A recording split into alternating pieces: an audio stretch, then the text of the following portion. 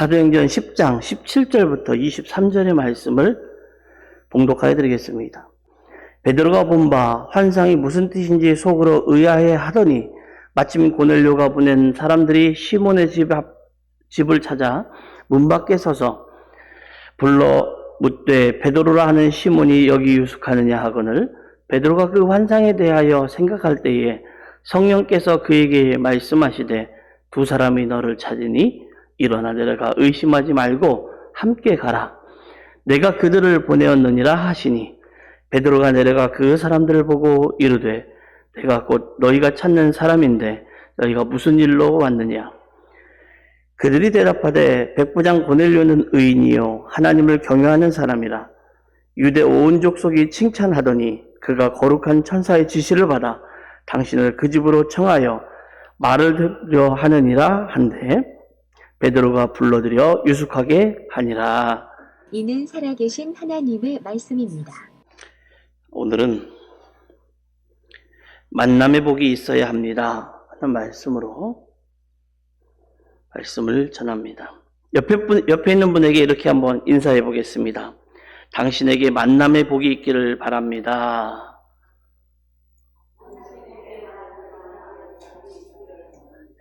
진심으로 해주시는 거지요? 여러분 모두에게 만남의 복이 있기를 간절히 축복합니다. 사람은 모든 것이 만남에서부터 시작이 됩니다. 처음 태어날 때 처음 만나는 사람이 엄마, 부모입니다. 이것은 혈연의 만남이라고 말합니다. 처음 만난 사람이 혈연으로 만나는 그런 관계이죠. 근데 이 아이가 혈연 관계로 만나서 처음에 자라다가 성장을 하면 이제는 친구를 만나게 됩니다. 친구를 만나고 또 어느 정도 성장을 또 하면 선생님을 만나게 되고요. 그래서 그때는 부모 말보다는 선생님 말이 더 우선입니다. 그러다가 또 이제 다시 친구들을 만나게 되는데 그렇게 되면 청소년기에 친구를 만나면 이제는 누구 말이 우선이냐면 친구의 말이 최고로 우선이 됩니다. 또 그렇게 살다가 성장을 하면서 남자는 군대에서 동료를 만나고 또 많은 사회적인 관계를 통해서 만나게 됩니다. 그러다가 살면서 몸에 병이 생기면 의사를 만나게 됩니다. 이렇게 산다는 것이 만남의 연속이다라는 얘기입니다. 또 성장을 하다 보면 배우자를 만나죠. 배우자를 만나고 또 자녀를 만나고 또 그런 성장을 계속해서 만남의 연속으로 이어지게 됩니다. 만남에 있어서 중요한 게 있습니다. 좋은 만남인지 잘못된 만남인지 이 만남을 통해서 영향을 받게 돼요. 어떤 만남은 차라리 만나지 않았으면 좋았을 만남도 있고요. 어떤 만남은 조금 더 길게 만났으면 좋겠는 만남도 있습니다. 근데 이것은 인간이 사는 모든 세상에서는 똑같이 일어나는 현상입니다. 사회적으로 그렇게 만남이 중요하다면 종교도 그렇고 교회도 그렇습니다. 똑같습니다. 종교와 교회도 만남이 정말로 중요합니다. 어떤 종교를 만나느냐에 따라서 영원히 축복을 받을 거냐 아니냐가 결정이 됩니다. 환자가 의사를 잘 만나면 죽음 직전에 살아나는 경우가 있습니다. 반대로 의사를 잘못 만나면 살아날 환자도 죽는 경우가 있습니다. 만남에 있어서 가장 중요한 것은 이 만남이라는 복이 우리 가운데 늘 있어야 한다라는 얘기입니다. 오늘 이 시간 그래서 우리에게 있게 될 만남의 복을 기대하기를 간절히 바랍니다. 성년이 되면서 배우자와 배필을 잘 만나야 돼요. 리브가는 이삭을 잘 만났지요? 이삭도 역시 리브가를 잘 만났지요? 신약에서는 마리아는 누구를 잘 만났나요?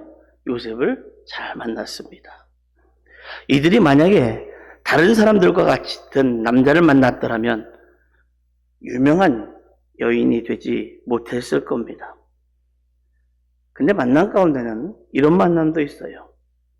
우연히 만나게 되는 경우도 있습니다. 어떤 경우에는 서로의 이익을 위해서 만나는 경우도 있습니다. 사업상의 만남, 국가 원수들이 양국의 이익을 위해서 만나는 경우, 이런 경우들이 있지요. 오늘 본문을 읽다 보면 굉장히 중요한 만남이 또 여기서 나오게 됩니다. 지금까지 이야기했던 모든 만남들은 인간사에서 결정되어지고 인간의 관계 속에서 나오는 만남이었다면 오늘 성경 본문에 나오는 이 만남은 영적인 장면, 영적인 만남의 한 장면이다. 이렇게 말할 수가 있습니다. 우리는 언제나 모든 만남을 가지고 살아가는데 일반적인 만남, 인간관계사 속에서 만나는 이 관계만을 생각할 때가 많이 있지만 성경은 우리에게 한 가지가 더 중요하다라고 말하는데 그것이 영적인 만남이다. 이렇게 말합니다. 그것은 이방인으로서 경건하고 구제에 힘쓰는 고넬료라는 사람과 예수님의 제자 베드로와의 만남입니다. 고넬료가 평신도라면 베드로는 영적 지도자가 되겠지요. 여러분, 좀 전에 교회와 종교를 잘 만나야 된다고 말씀을 드렸습니다. 역시 교회와 성도는 좋은 지도자, 다시 말해서 좋은 목사를 만나야 합니다. 또 목사는 어떻게 될까요? 좋은 성도들을 만나야 됩니다. 평신도와 평신도들도 잘 만나야 돼요.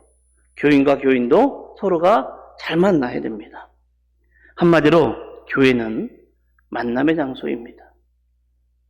그것도 좋은 만남의 장소예요. 서로가 처음부터 좋은 만남이 이루어져야 돼요. 누구나가 다 교회의 문을 들어오면 여기에는 좋은 만남이 있구나라는 분위기가 만들어져야 됩니다. 교회 가면 왠지 모르게 어색하고 왠지 모르게 차갑고 왠지 모르게 따돌림 당하는 것 같고 왠지 모르게 지들끼리만 노는 것 같은 그런 모습이 있으면 안 됩니다. 교회는 들어오면 포근해야 돼요. 누가 들어오든 반겨줄 수 있는 그런 곳이 되어야 됩니다. 교회에서 젊은 청년들이 건전한 교제가 이루어져야 돼요. 교회 청년들이 많아지면 그들이 건전한 교제가 이루어져야 됩니다. 옛날 어른들은 교회를 예배당이라고 하지 않고 연회당이라고 그랬습니다. 근데 그 연회당이 잘못된 게 아니라 좋은 만남 가운데 이루어지는 연회당이 되어야 됩니다. 그래서 거기에서 아름다운 결혼이 이루어져야 되고 하나님이 약속해 주시고 허락해 주신 축복의 가정들이 이루어져야 되는 거예요. 우리 교회도 이런 일이 이루어질 수 있기를 소망하고 기대합니다. 만남 속에서 행복을 알게 되고 또 사랑을 하게 됩니다. 만남 가운데서 상처받은 이들은 치유를 얻게 됩니다. 위로를 받고 새 힘을 얻는 거예요. 어떤 사람은요, 그냥 곁에만 있어줘도 위로가 되는 사람이 있고요. 어떤 사람은 같이 여러 가지 가지고 수다를 떨어줘야 위로가 되는 사람이 있어요. 교회는 어떤 사람이 들어오든 어떤 사람이 우리 신앙 공동체 안에 들어오든 모두가 다 그 안에 가지고 있는 모든 상처들이 치유를 받을 수 있는 곳이 되어야 합니다.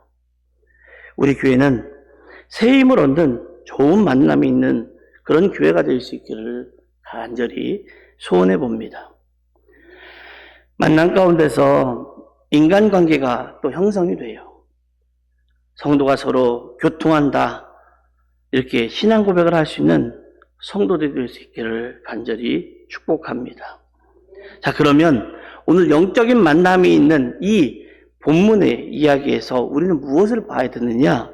첫 번째는 기도 중에 성령님의 도우심으로 만난 만남입니다. 기도 중에 성령님의 도우심으로 만난 만남. 사도행전 10장 3절에 나오는 이 제9시는 우리의 시간으로 따지면 약 한 오후 3시경쯤 됩니다. 그럼 이때는 보통 기도의 시간이다 이렇게 말합니다. 5절에 보시면 내가 지금 사람들을 욥바에 보내어 베드로라는 시몬을 청하라 이렇게 하는 이야기가 나와요. 그래서 고넬료는 하인 둘과 부하 가운데 경건한 사람 하나를 불러서 욥바로 7절과 8절을 보면 나옵니다. 그 시간에 베드로는 뭐하고 있었을까요? 기도하려고 지붕에 올라갔습니다. 그때는 제6시였다 이렇게 말합니다. 저도 이 이야기를 가지고 언제나 처음 가는 교회에 가면 그 교회에서 가장 높은 곳을 제가 이렇게 꾸역꾸역 올라갑니다. 왜 올라갈까요? 얼마나 멋있나 보러 올라갈까요? 그건 아니고요. 기도하러 올라갑니다. 가장 높은 곳에 올라가서 기도합니다. 뭐 큰 의미를 갖는 게 아니라 상징성이 더 크기 때문에 그럽니다. 그때가 6시라고 그랬습니다. 베드로가 기도하러 지붕에 올라간 시간이 6시였다. 6시는 우리 시간으로 정오입니다. 본문 20절에 의심하지 말고 함께 가라. 이렇게 기도 중에 만나는 만남이 있습니다.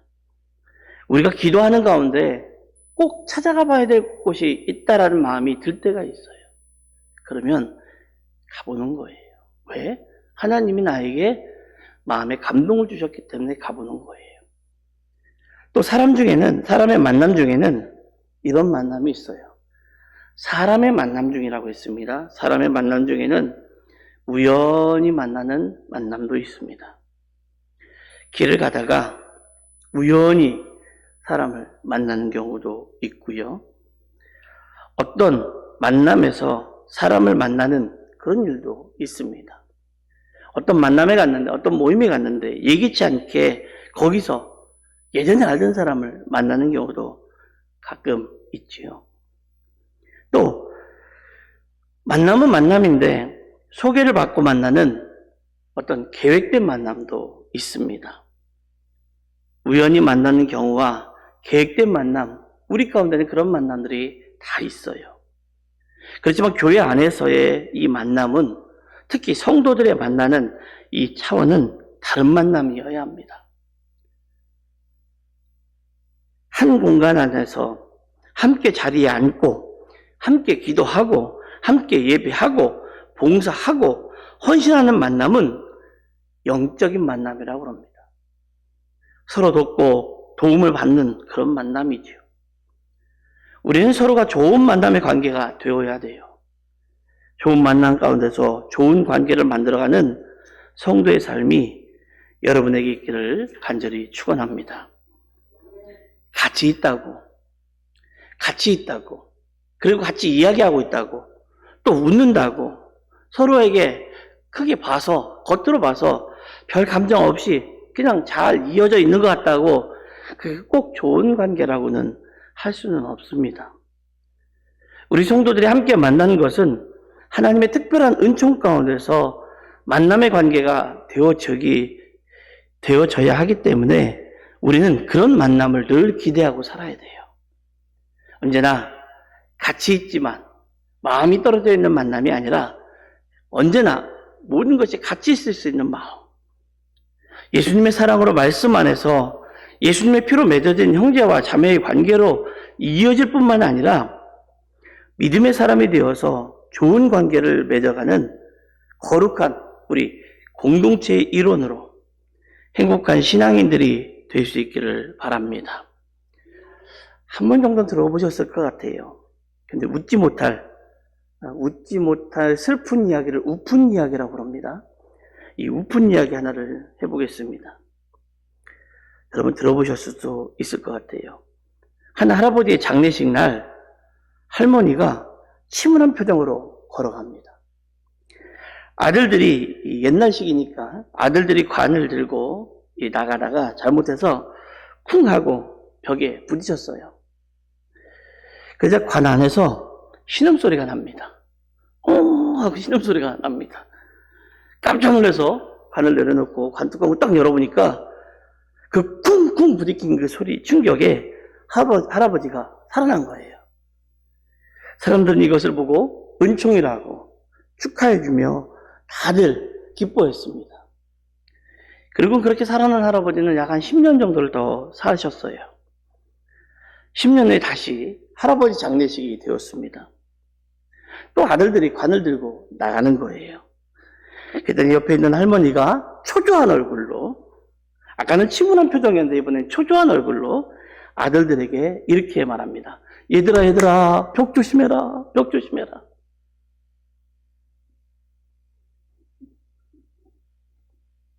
왜 그럴까요? 또 살아날까봐. 부부가 같이 살았는데 특별한 만남이 안 된 거예요. 여러분은 좋은 만남이 있기를 기대합니다. 가장 좋은 만남은요, 기도를 통해서 성령님의 인도를 받고 만나는 그 만남이에요. 그래서 기도가 필요합니다.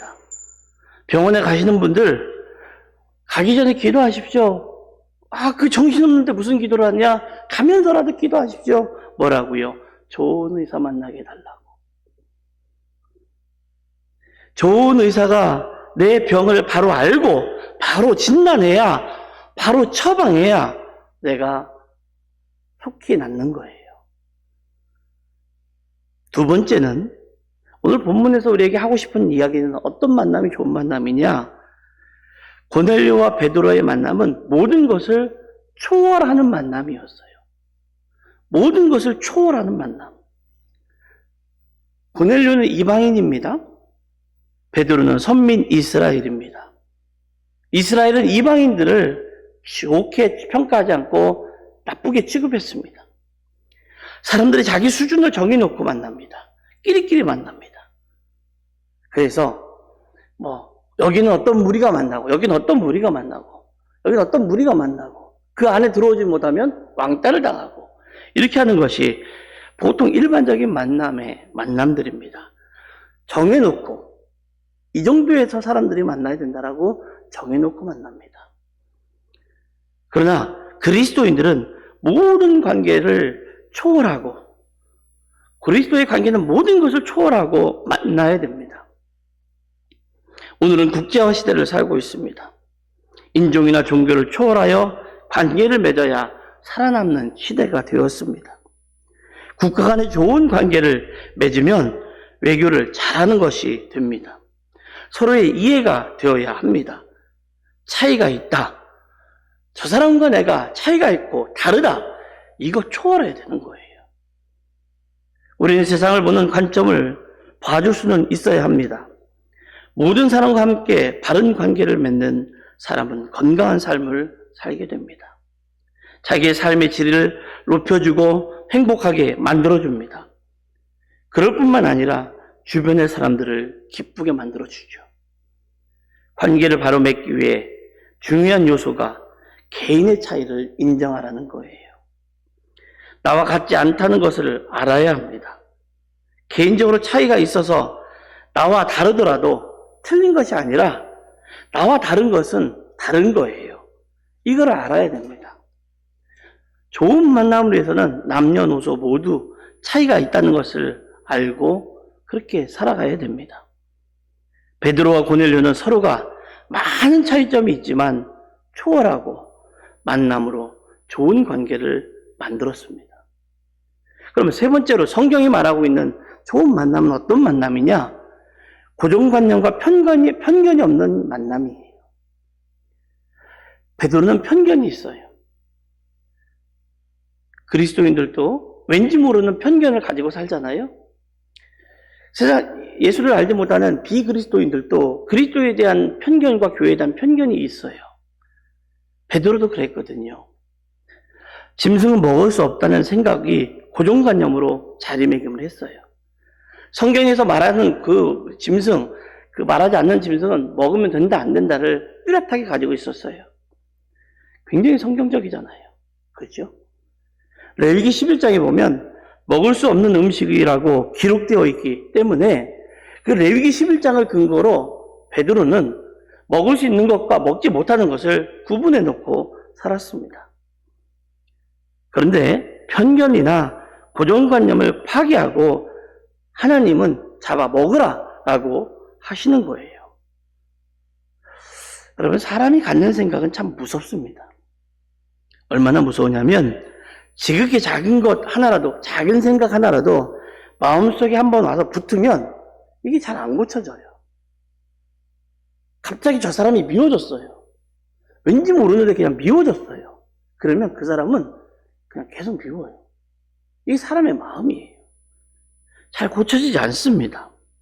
사람이 갖고 있는 생각이 그래서 무섭습니다. 여러분, 편견이 뭐예요?